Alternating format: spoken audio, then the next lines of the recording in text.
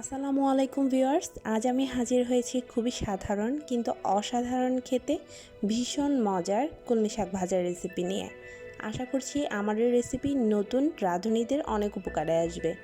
চলুন তবে কথা না বাড়িয়ে শাক রান্নার প্রস্তুত প্রণালীটা দেখে নিন। এখানে আমি এক আটি কলমি শাক নিয়েছি এবং কলমি শাকগুলো আমি খুব ভালোভাবে ধুয়ে কুচি কুচি করে কেটে নেব। দেখতেই পাচ্ছেন আমি শাকগুলোকে কিভাবে কেটে নিয়েছি। চুলায় একটা প্যান বসিয়ে আমি এখন দিয়ে দিচ্ছি 4 টেবিল চামচ পরিমাণ সয়াবিন তেল। তেলটা গরম হয়ে এলে আমি এখানে পেঁয়াজ কুচি, কাঁচামরিচ কুচি ও রসুন কুচি দিয়ে দিলাম।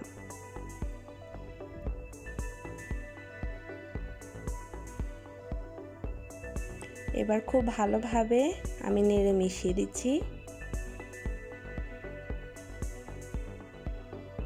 পেঁয়াজগুলো আমি মোটেও লাল লাল করে ভাজবো না, হালকা একটু নরম হয়ে আসলেই আমি এখানে শাকটা দিয়ে দিব।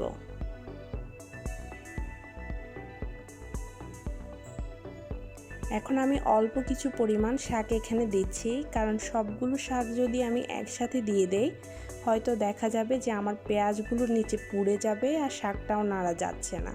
এই ক্ষেত্রে আমার আরও বড় কড়াই ইউজ করা লাগতো যদি আমি সবগুলো শাক একসাথে দিয়ে দিতাম।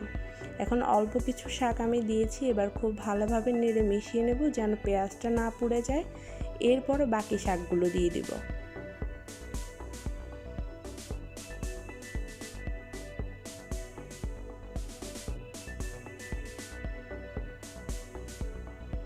এখন আমি আমার বাকি শাকগুলো দিয়ে দিচ্ছি।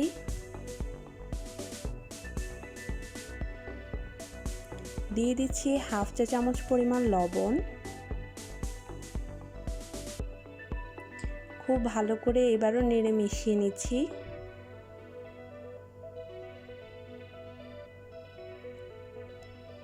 এই শাকটা ভাজার সময় খেয়াল রাখবেন চুলার হিট যেন হাই না থাকে কিংবা একদম লো না থাকে।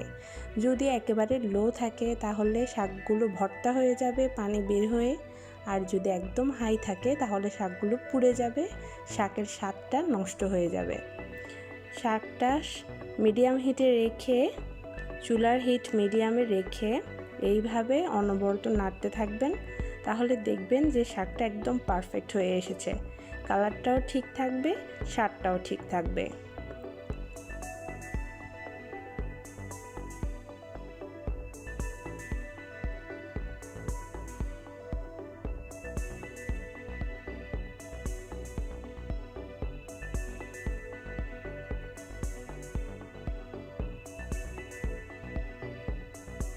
আমার শাক ভাজি হয়ে গিয়েছে, আমি এবার একটা সার্ভিং ডিশে সার্ভ করে নিচ্ছি।